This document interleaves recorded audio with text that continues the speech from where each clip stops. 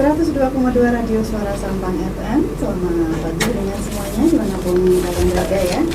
Pendengar, berjumpa lagi nih, kali ini Anis akan menemani kalian semuanya di program Dialog Interaktif 1 jam OPD Jawa pendengar.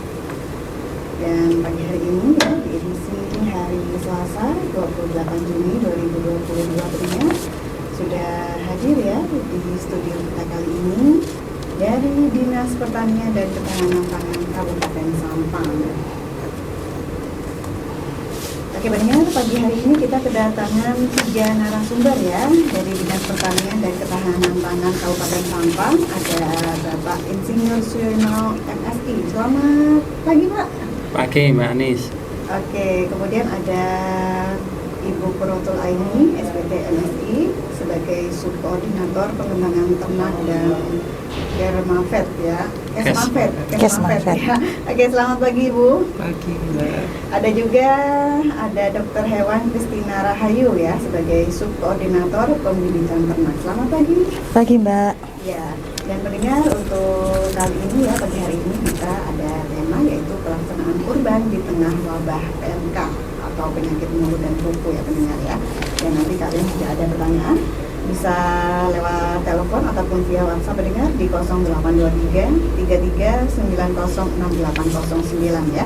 Oke, langsung saja untuk materi awal saya serahkan ke Pak Kadis ya. Silakan Pak Suyono. Ya, terima kasih Mbak Anis. Assalamualaikum warahmatullahi wabarakatuh. Waalaikumsalam warahmatullahi wabarakatuh.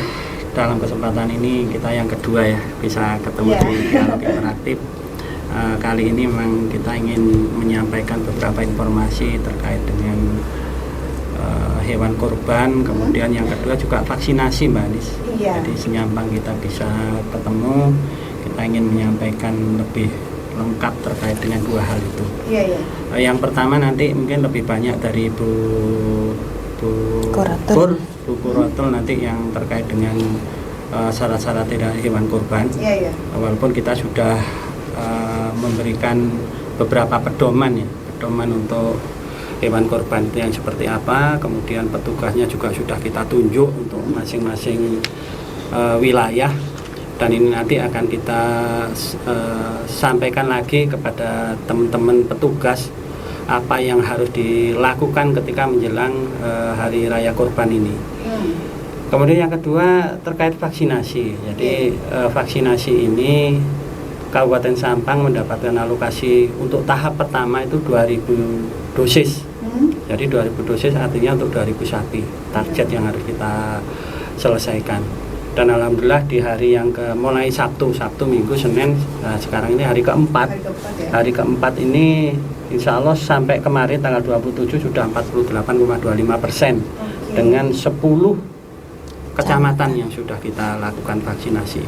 Dan kami berharap kepada peternak ini bisa membantu kelancaran vaksinasi karena kita berpacu dengan waktu Mbak Anis. Artinya penyebaran yang cepat ini kita tidak ingin virus PMK ini nanti juga akan merambah ke daerah-daerah sapi yang sehat.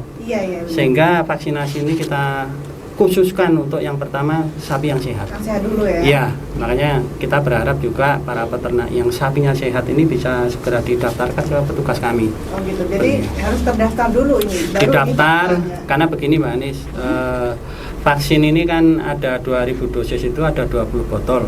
Satu botol itu 100 dosis, berarti 100 sapi. Ketika dibuka, ya ini harus habis. Sehingga ini teman-teman harus mendata dulu. Ada 100 sudah siap, sudah ready, baru teman-teman akan jalan ya. Itu Mbak Anis. Iya. Terus ada satu peternak ini ada apa namanya kuota nggak? Maksudnya sapinya harus berapa? Ada nggak sih? Nggak ada. Jadi peternak misalnya di sana ada 10 dan itu sehat semua. Nah, kita vaksin. Kemudian ya kalau di situ ada yang sakit kita tidak bisa. Sakit ini harus menunggu sembuh dulu.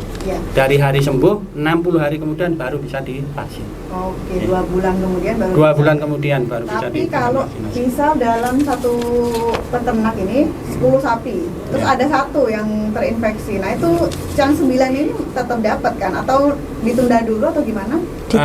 Kita kan Kalau ada sapi satu yang sakit ini di wilayah itu kita hindari dulu. Oh gitu. Ya, kita hindari dulu karena kita khawatir yang lain nanti terpapar. Iya. Kecuali ini sudah dinyatakan sembuh, Pak. Oke, siap. Berarti tidak ada kuota ya dari peternak. Nggak ada Yang kuota. penting harus terdaftar. Terdaftar dan sehat. Iya. Oke, dan untuk berarti ini kan sudah 48% tadi ya? 48% vaksinnya ya. Ya. Sejauh ini di daerah mana saja Pak kira-kira? Jadi yang pertama itu Kecamatan Ketapang, Omben, kemudian Pengarengan. Oke, itu Hari Sabtu. Kemudian yang kedua hari Minggunya itu di Kecamatan Torjun dan Kecamatan Robatal. Oke. Nah, yang ketiga itu Banyuates, Sampang, Karangpenang, Sreseh, dan Kedundung. Jadi ini sudah 10 desa. 10 kecamatan. Iya. Kecamatan. Ya, tapi nanti kan sekarang juga tetap terus berlanjut. Sekarang informasinya 2, Kecamatan Torjun sama mana Bu? Tambelangan. Ya, 2. Iya. Jadi untuk para peternak ya silahkan mendaftarkan agar bisa mendapatkan vaksinasi untuk hewan ternaknya ya Pak ya. Ya. Oke, lanjut untuk materi selanjutnya dari Bu Qurratul Aini, silahkan. Baik. Bismillahirrahmanirrahim. Assalamualaikum warahmatullahi wabarakatuh. Terima kasih atas kesempatan yang diberikan.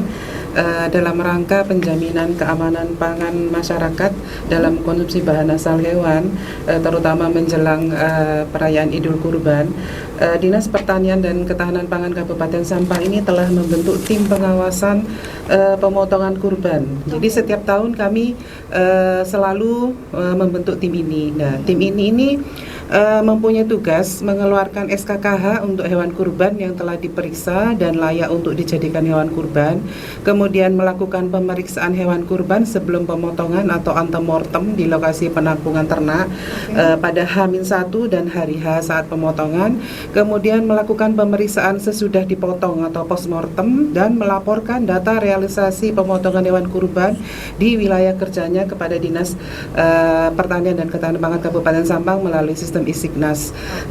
Kemudian kami menerjunkan untuk tahun 2022 ini ada 50 orang medik veteriner dan paramedik veteriner yang dibagi dalam tugas mengkoordinasi pemotongan hewannya di 14 kecamatan. Nah, kemudian mereka akan memeriksa dari titik-titik pemotongan seperti masjid atau yayasan atau sekolah atau di Polres dan sebagainya. Ini kami sudah karena sudah merupakan kegiatan yang sudah rutin dilakukan tiap tahun. Jadi kami sudah mempunyai kontak-kontak personnya. Jadi kemudian kami juga sudah melaksanakan KIE untuk takmir masjid. Nah, untuk tahun-tahun sebelumnya kami mengundang takmir masjid itu ke dinas Mbak. Jadi kami ada narasumber untuk pemotongannya. Kemudian kami jelaskan bagaimana caranya untuk melakukan pemotongan hewan. Untuk tahun ini karena kami tidak ada kesempatan dan ketersediaan anggaran, jadi kami mendatangi di masjid-masjid yang bisa kami lakukan KIE begitu Mbak. Kemudian untuk kriteria hewan kurban, persyaratannya yaitu 1 harus sehat. Jadi berdasarkan hasil pemeriksaan kesehatan hewan yang dilakukan oleh dokter hewan atau paramedik veteriner, kemudian tidak cacat seperti buta, pincang, patah tanduk dan putus ekor, kemudian tidak kurus, cukup umur. Jadi untuk kambing itu 1 tahun atau ditandai dengan tumbuhnya sepasang gigi tetap. Kemudian untuk sapi itu di atas 2 tahun atau ditandai dengan tumbuhnya sepasang gigi tetap, dan harus memiliki sertifikat veteriner atau surat keterangan kesehatan hewan yang dikeluarkan oleh pemeriksa kesehatan hewan yang kami yang bertugas tersebut. Nah, kemudian untuk ini kan untuk pelaksanaan hewan kurban untuk tahun 2022 ini kan sangat khusus sekali Mbak, karena pada saat ini itu ada wabah PMK. Nah, wabah PMK ini yang menyerang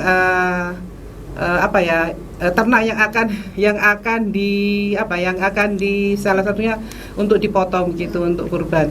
Nah, ini ada beberapa himbauan yang dapat kami sampaikan melalui himbauan Menteri Agama yang ini, Mbak. Ya. Jadi bagi umat Islam, penyembelihan hewan kurban ini adalah sunnah muakkad. Jadi kalau misalnya umat Islam itu bukan tidak memaksakan. Maksudnya begini, kalau ingin benar-benar berkurban itu umat Islam harus membeli sapi yang benar-benar sehat. Ya, benar-benar sehat dan tidak cacat sesuai dengan kriteria yang saya sebutkan tadi, Mbak. Okay. Nah, kemudian untuk yang berniat berkurban itu bisa diimbau ada dua poin, yaitu melakukan penyembelihannya di rumah potong hewan dan menitipkan pembelian atau penyembelihannya itu di amil zakat yang tersedia. Nah, tidak disarankan di rumah. Karena keterbatasan, apabila ada keterbatasan kapasitas dari RPH karena jarak atau sebagainya, itu untuk kegiatan keagamaan itu bisa dipotong di luar RPH dengan ketentuan-ketentuan yang sudah kami tentukan gitu, Mbak. Nah, ini untuk pemotongan di luar RPH, ini ketentuannya yaitu melaksanakan penyembelihan hewan kurban di area yang luas dan direkomendasi oleh instansi terkait. Kemudian penyelenggara dianjurkan membatasi kehadiran pihak-pihak selain petugas penyembelihan hewan kurban dan orang yang berkurban. Biasanya begini, Mbak, kalau ada pemotongan kurban itu ada anak-anak yang ikut melihat. Nah, harusnya itu ditutup untuk area pemotongan itu ditutup oleh kain, karena kalau anak itu melihat, ya mungkin kalau kurban ini kan dipotongnya kan pakai pakai pisau gitu. Jadi kemungkinan untuk hal itu terekam dalam kejiwaannya itu bisa gitu. Kemudian kalau misalnya terlalu banyak yang melihat, nanti itu bisa kayak darahnya atau keinjak atau bagaimana, itu kan bisa kemana-mana. Jadi itu kan kalau darah itu kan bisa menyebarkan kuman-kuman atau penyakit lah ya, bakteri kayak gitu. Kemudian untuk petugasnya harus menerapkan protokol kesehatan, Mbak. Protokol kesehatan di daerah pemotongan, kemudian memastikan kesehatan hewan kurban melalui koordinasi dengan dinas instansi terkait. Ya, itu kan tadi kita melaksanakan antemortem, pemeriksaan sebelum pemotongan H-1. Kenapa H-1? Karena ini kan dengan adanya PMK ini, takutnya begini. Ini sudah diperiksa misalnya 2 hari sebelum pemotongan. Takutnya pas hari selanjutnya ada kita kan nggak tahu ya, kita nggak tahu ada ternak yang kena atau bagaimana, terus nanti kena ke penyakit ke sapi yang akan dikorbankan kan, nanti kena yang dipotong kan kena PMK kayak gitu. Jadi H-1 sebelum dipotong. Sebelum dipotong ya. Kemudian penyembelihan dilakukan oleh petugas yang berkompeten, maksudnya ada berpengalaman kayak gitu. Kemudian untuk yang di luar RPH sudah ya. Kemudian untuk ada tips-tips untuk memilih penanganan dagingnya nanti, sebentar lagi. Ini untuk penanganan daging yang sudah ketika sudah kita terima dagingnya, itu daging kurban tidak dicuci, Mbak. Tidak dicuci sebelum diolah. Kemudian tetapi langsung direbus dahulu selama 30 menit dalam air mendidih. Kenapa? Bukan karena ini menakut-nakuti, tidak. Karena begini, kemungkinan kan rumah kita itu dekat dengan ternak sapi yang sehat ya. Nah, terus kita cuci di situ. Airnya kan takut. Nah, kalau juga dicuci ya, maksudnya kan untuk mengamankan seperti itu, Mbak. Kemudian jika daging itu tidak langsung dimasak atau disimpan di freezer, maka harus disimpan terlebih dahulu di chiller, di suhu yang lebih dingin. Ada di pelayuan ya, ruang pelayuan kan ada chiller di bawahnya freezer itu, karena disimpan di situ dulu 1 jam. Kemudian jeroan, kemudian apabila kita ada dapat jeroan, baik jeroan merah atau jeroan hijau, itu bisa langsung direbus terlebih dahulu selama 30 menit tadi. Berarti intinya harus direbus dulu, ya, jangan dicuci dulu gitu ya. Kalau setelah direbus nanti disimpan nggak apa-apa kan? ya.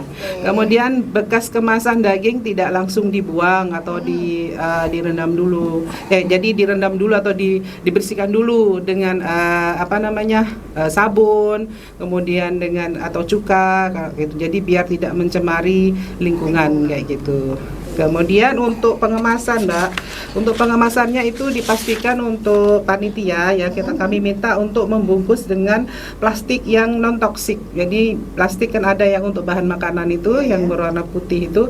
Kemudian dipisahkan, Mbak, dipisahkan antara jeroan kemudian dipisahkan daging, jeroan merah itu seperti hati, jantung, limpa kayak gitu dibersihkan, kemudian dipisahkan, kemudian di plastik sendiri. Kemudian jeroan hijau ya kayak rumen apa segala macam itu dipisah. Jadi jangan dicampur ya biar tidak terkontaminasi.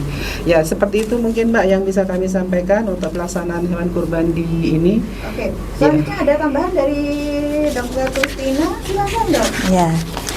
Untuk vaksinasi persyaratannya adalah sudah disampaikan tadi oleh Bapak Kadis. Mungkin saya hanya menambahi.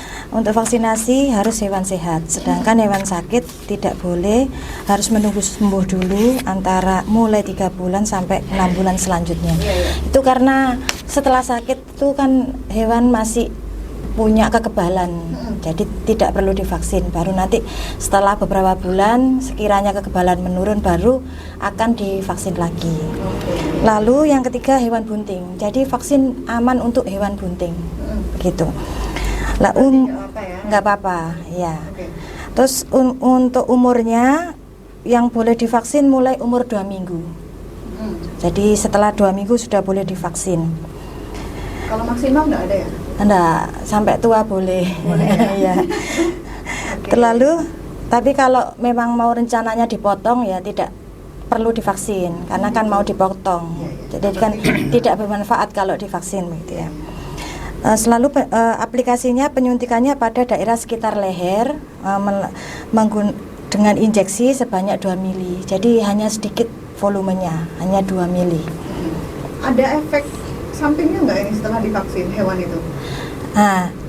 Nggak ada, jadi memang aman. Bahkan untuk yang bunting aja aman. Ya, tapi tidak ada perubahan ya, atau gimana? Nggak ada, cuma ya itu syaratnya harus sehat. Kalau sakit ditunda gitu. Ya, Terus vaksin ini yang pertama ada 3 kali seperti COVID ya. Jaraknya berapa? Jaraknya vaksin kedua 28 hari setelah vaksin pertama, lalu di booster atau diulang 6 bulan kemudian. Iya. Sama lah ya, kan? Iya. Iya. Oke, ini ada pertanyaan dulu Dok ya. Ya, silakan. Kita lewat WhatsApp, ada Aldo di Suhada. Mau nanya, untuk proses vaksinasi pada hewan ternak itu dilaksanakan secara gratis atau berbayar Pak? Dan kalau berbayar, berapa biaya yang harus dikeluarkan para peternak? Gratis. Pak Kadis mungkin bisa menjawab. Gratis itu Mbak Anis. Jadi gratis ya. Ya. Jadi alokasi vaksin yang ini kan dari kementerian ini semuanya gratis. Nanti pun kalau ada dari provinsi juga gratis. Jadi nggak berbayar ya. Alhamdulillah ya. Kemudian kalau untuk ini tadi efek itu sebenarnya nggak ada. Memang nggak ada. Kalau kita mungkin habis vaksin ada yang ngantuk, pengennya makan terus. Sapi ini nggak ada. Aman, memang aman. Iya, alhamdulillah ya. Tapi kemarin kan kita sempat dialog juga Pak ya. Ini kan untuk obat belum ada. Iya. Kemarin. Kalau sekarang gimana Pak? Masih dalam proses pengadaan yang obat untuk PMK. Jadi sabar ya mungkin untuk para mungkin vaksinnya dulu itu. Vaksinnya ya. Makanya kita meraih yang sehat-sehat. Iya ya, semoga enggak. Ada yang bertanya lagi, ada dari Supron di Krampon. Bagaimana cara mendapatkan vaksin bagi para peternak yang membutuhkan untuk hewan ternak? Oke, tadi sempat dijelaskan Pak Kadis, mungkin terlewat bisa dijelaskan lagi. Oke. Untuk yang ingin mendapatkan vaksin katanya. Oke. Begini Pak Anis, Pak Sukron nih yang dari Krampon. Untuk vaksinasi yang tahap pertama ini syaratnya sebenarnya tadi sudah kita sampaikan ya. Jadi yang pertama daftarkan, tapi sapi yang sehat. sekali lagi sapi yang sehat. Kalau di lingkungan itu ada yang sakit jangan. Karena kita khawatir petugas pun nanti kan akan ke sana, khawatir nanti virus ini akan terbawa juga. Walaupun teman-teman sudah kita lengkapi dengan apron, kemudian ya APD, desinfektan. Daftarkan kepada petugas peternakan setempat. Kalau memang misalnya kesulitan menghubungi, daftarkan kepada penyuluh pertanian terdekat atau mendatangi di BPP dan puskesmas setempat. Jadi itu aja, dengan alamat, nama yang jelas, sehingga nanti teman-teman ini akan menuju lokasi itu tidak mengalami kesulitan. Biar para petugas enak Ya. juga ya. Ya, siap. Kalau begini Pak, ya semoga enggak ya. Maksudnya maksudnya para peternak ini mungkin ada yang gopoh gitu ya. Maksudnya pengen cepat-cepat dapat vaksin misalnya, didaftarkan, tapi ternyata dia tahu sebenarnya kalau salah satu hewan ternaknya itu ada yang sakit misalnya. Nah, nanti petugasnya itu memeriksa dulu atau langsung melakukan vaksin itu gimana? Jadi kita kan ada pendataan dulu. Kemudian dari pendataan itu sebenarnya sudah ada informasi awal bahwa di tempat-tempat tertentu itu mereka sudah pernah melaporkan, dan ini sudah kejadian. Karena beberapa peternak yang mengendaki, Pak, secepatnya nih di daerah saya ini divaksin.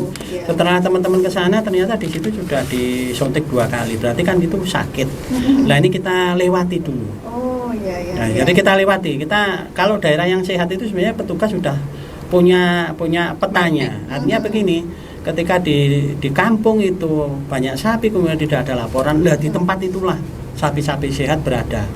Lah di tempat itulah vaksinasi harus dilakukan. Kenapa? Biar angin yang bawa virus tidak masuk ke sana atau sapinya tidak terpapar. Sehingga dilakukan vaksinasi dulu. Itu Mbak Ani. Iya, oke.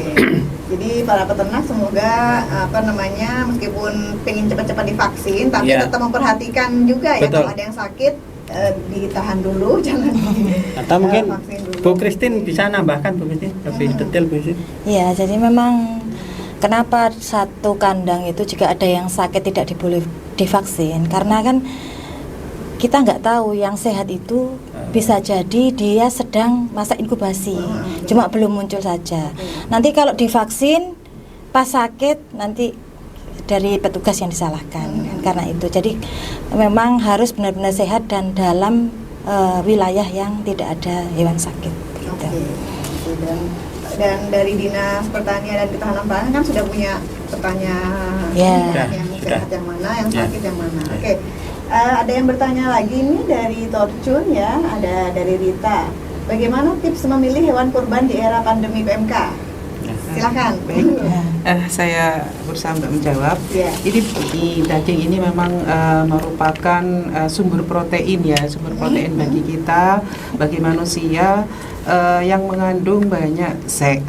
Jadi seng ini di kandungan daging itu sangat tinggi. Jadi itu seng ini bisa menyembuhkan jaringan yang rusak dan mendukung sistem kekebalan tubuh. Kemudian untuk anak-anak remaja juga untuk membantu pertumbuhan dan perkembangan mereka. Daging ini memang sangat penting ya bagi kita. Makanya ketika terjadi wabah PMK ini, kami sangat concern sekali tentang konsumsi daging di masyarakat, karena seperti kita ketahui bersama bahwa penjualan daging di pasar-pasar tradisional itu sangat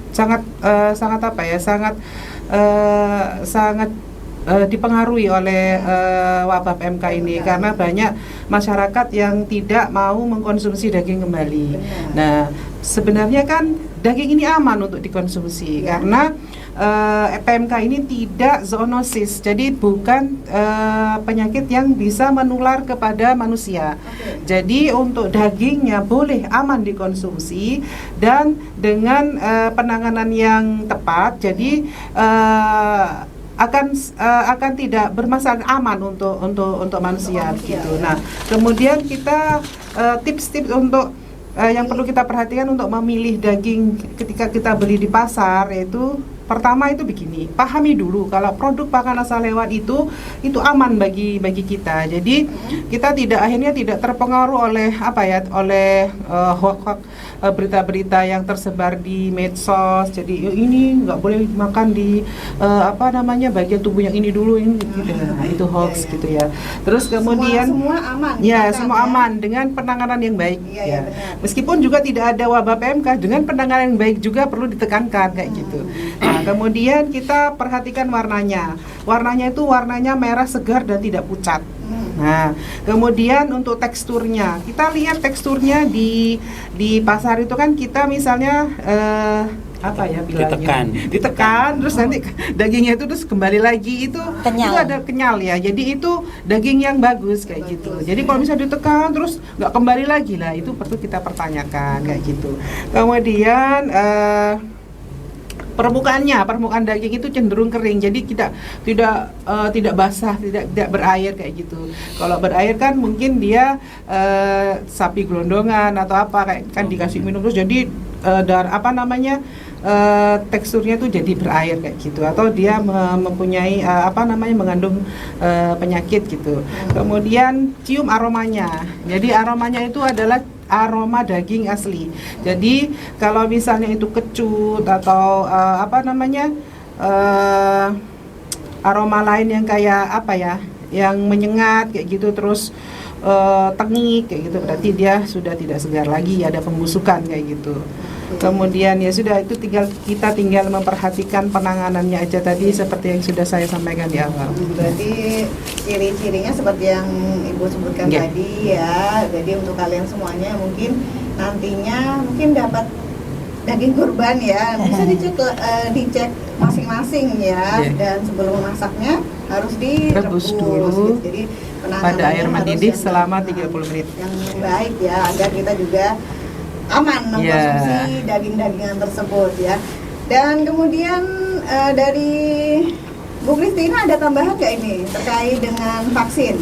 Ya, jadi dimohon peternak, mungkin sebagian ada yang sangat menantikan kedatangan vaksin, tapi mungkin masih ada yang ragu-ragu.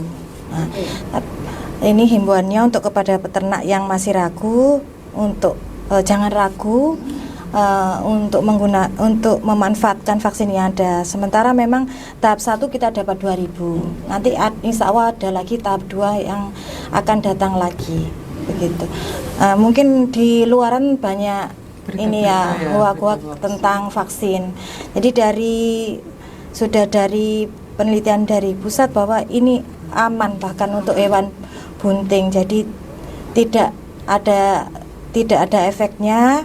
Kalaupun peternak itu ragu, khawatir sapinya sakit setelah vaksin, bisa disarankan sebelum vaksin diberikan ramuan, jamu-jamuan untuk biar lebih fit lagi, begitu ya. Iya, kayak kemarin ya yang sudah dibahas bahwa ada kunyit, temulawak yang bisa memberikan kekebalan tubuh, sehingga nanti pas waktu harinya vaksin insya Allah tidak perlu khawatir lagi. Begitu Mbak. Aman ya sekali lagi, aman. Untuk hewan ini aman ya, dan juga tidak ada efek samping ya sejauh ini untuk hewan yang sudah divaksin. Dan ini ada pertanyaan lagi ya. Ada dari Ida di Sampang Kota. Izin bertanya Bapak Ibu, kemarin saya mendengarkan pembahasan wabah PMK di salah satu media online. Ada salah satu dokter penyakit dalam yang mengemukakan bahwa yang dikhawatirkan virus dari PMK ini bermutasi.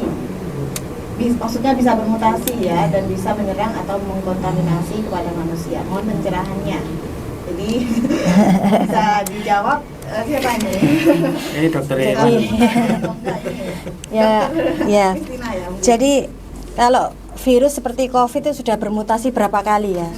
Banyak. Jadi alhamdulillah sampai hari ini tidak ada kabar informasi dari seluruh kabupaten di Jawa Timur bahkan Indonesia bahwa itu bermutasi dan bisa menular ke manusia, tidak ada.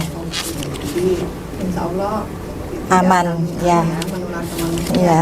Saya mungkin nambahkan Mbak. Iya. Jadi Indonesia sebenarnya kan sudah punya pengalaman untuk penanggulangan PMK itu kan 100 tahun Bu ya. Sampai kita itu bebas. Oke. Jadi selama 100 tahun itu ya namanya tetap virus PMK. Jadi kalau yang COVID itu kan ada Omicron, Delta dan lainnya. Tapi ini 100 tahun ya itulah yang terjadi tetap virus PMK. Kemudian beberapa teman bahkan media kemudian peternak juga menanyakan efektivitasnya.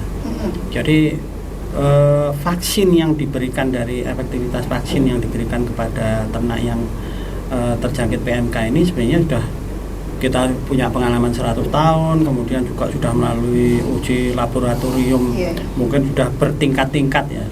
Sehingga apa yang disampaikan Bu Christine tadi, jadi selama ini memang vaksin ini tidak ada keluhan dari, tidak ada laporan terkait dari efek samping, sehingga bisa dinyatakan bahwa itu aman. Itu Mbak Andis ya. Oke, dan yang pastinya ini sudah melalui uji coba Iya. ya Pak ya.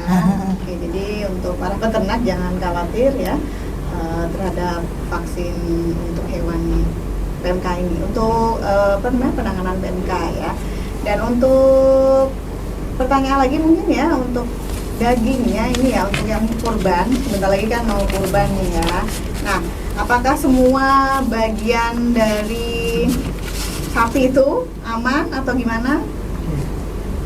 Baik, untuk tadi kan sudah saya sampaikan untuk memilih daging baik tadi itu kita harus percaya dulu lah kalau semua bagian dari sapi itu aman untuk dikonsumsi. Nah ya, jadi bagian daging, bagian tulang dan sebagainya itu aman untuk dikonsumsi dengan penanganan yang baik tadi. Nah untuk misalnya di kurban itu kan ada kulit ya, ada kulit. Nah itu nanti ada metode penggaraman. Jadi kalau dengan penggaraman itu kan kalau dikhawatirkan, masih khawatir gitu, nanti kan ada virusnya, itu kan ada penggaraman itu nanti virusnya akan mati sendiri kayak gitu. Jadi kita tuh tidak perlu terlalu seperti itu.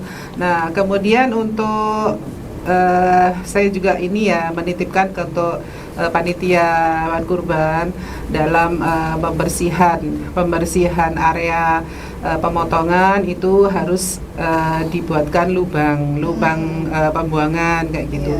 Jadi yang bisa menampung airnya, kemudian dan bisa dicuci atau didesinfeksi setelah pemakaian, setelah pembersihan kayak gitu.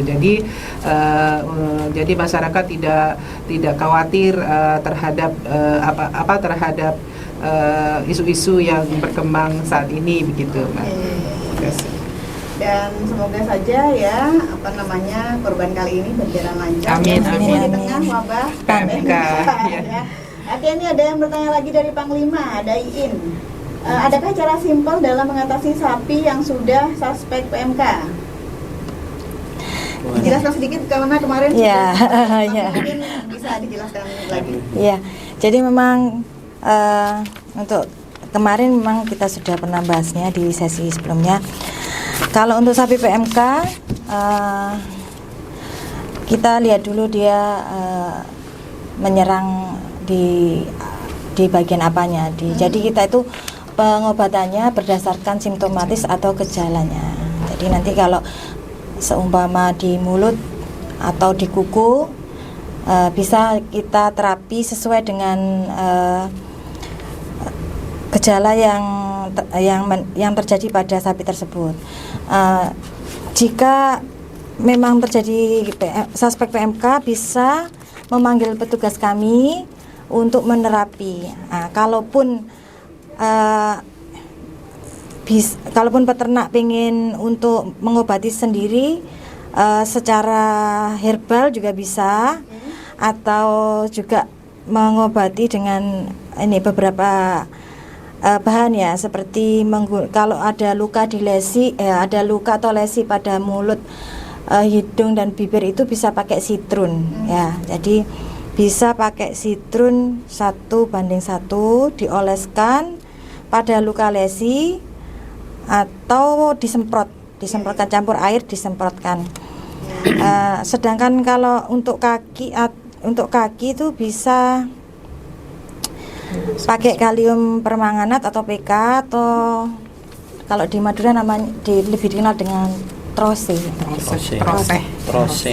Itu bisa dengan perbandingan 5 gram dalam 1 liter air. Nanti disemprotkan pada luka pada kuku. Iya, tapi yang pada kuku. Kalau yang pada mulut itu sitrun. Dan mungkin untuk para peternak bisa menghubungi penyuluh yang ada di daerah masing-masing ya untuk lebih jelasnya dan juga penanganan yang tepat mungkin ya. Oke, dan pendengar ya, karena waktu tidak lama mungkin kita dengarkan dulu kesimpulan ya dari narasumber kita. Yang pertama dari Bapak Suyono, silakan untuk kesimpulan hari ini. Oke, terima kasih Mbak Anis. Jadi di acara hari ini mungkin beberapa hal yang bisa kita simpulkan. Yang pertama terkait dengan PMK-nya dulu, karena Bu Iin tadi terakhir karena masih tanya itu. Yang pertama, ketika mendapati ternaknya ini sakit, jangan panik. Jangan panik, segera lapor. Sehingga nanti apa yang harus dilakukan itu nanti dengan petugas ini akan diberi pengarahan di situ. Kemudian yang kedua terkait dengan hewan kurban, sudah disampaikan oleh Bu Kur tadi, prinsip hewan kurban ini satu sehat, sesuai dengan persyaratan yang ada berdasarkan SE Kementerian Agama. Jadi kita mengacu ke sana dulu. Prinsipnya sehat, tidak cacat. Kemudian yang lain-lain ini nanti akan kita sesuaikan juga dengan istilahnya apa ya? Wilayah ya, kebiasaan wilayah. Jadi tidak satu hal kemudian apa yang kita terima dari pusat ini nanti akan kita jabarkan lagi di daerah sehingga nanti bisa mengakomodir semua kepentingan. Namun demikian tidak menyalahi syariat yang sudah ditetapkan, disyaratkan. Ya. Kemudian yang ketiga terkait vaksinasi. Vaksinasi ini tidak ada efek samping dan gratis. Syaratnya para peternak hanya mendaftarkan aja kepada petugas peternakan. Kalau petugas peternakan tidak ada kepada penyuluh. Kemudian dengan syarat sapi yang sehat. Jadi sapi yang sehat kemudian didaftarkan, nanti akan petugas akan mendatangi, kemudian akan melakukan vaksinasi secara gratis. Mungkin itu Mbak Anis ya. Daging aman dikonsumsi. Oh, daging aman untuk dikonsumsi di masa pandemi PMK ya. Jadi jangan takut untuk makan daging, asalkan dengan tadi beberapa tips yang sudah disampaikan Bu Kur, penanganan yang benar. Oke. Itu Mbak Anis. Kesimpulan dari Bu Tadi Kur sudah, ini bisa? Oh sudah ya, dari Bu Kristina. Oke, sudah jadi satu. Pak Suyono, terima kasih ya untuk materi hari ini. Untuk dari Dinas Pertanian dan Ketahanan Pangan ya, Bapak Suyono, ada Bu Kurotol ini, ada Bu Kristina ini ya. Jadi pendengar ya, untuk tema hari ini semoga kalian bisa menambah ya pengetahuan kalian terkait dengan PMK ya, wabah PMK yang saat ini mungkin masih menghantui para peternak ya. Tapi semoga saja dengan penjelasan dari para narasumber kita hari ini, semoga kalian juga tidak takut ya untuk mengkonsumsi ataupun tidak panik ya untuk yang punya ternak juga, tetap waspada juga ya. Dan terima kasih tadi yang sudah bertanya. Semoga jawabannya benar-benar terjawab dari para narasumber dan dimengerti oleh kalian semuanya ya. Oke, dan mendengar ya untuk tema kita kali ini pelaksanaan kurban di tengah wabah PMK, sampai di sini dulu ya perjumpaan kita hari ini. Dari Dinas Pertanian dan Ketahanan Pangan, Bapak Insinyur Suyono MSI selaku Kepala Dinas Pertanian dan Ketahanan Pangan. Terima kasih Bapak ya. Dan juga ada Bu Kurtul Aini SPT MSI, Subkoordinator Pengembangan Ternak dan Kesmafet. Terima kasih untuk hari ini temanya. Dan ada Dr. Hewan Kristina Rahayu, Subkoordinator Pembibitan Ternak. Terima kasih ya Dok ya untuk sama-sama Mbak. Dan pendengar, sampai di sini dulu jumpa kita kali ini. Semoga kita bisa berjumpa lagi di lain waktu. Selamat pagi dan sampai jumpa. Kembangkan ekonomi pariwisata, agribisnis dan industri kreatif.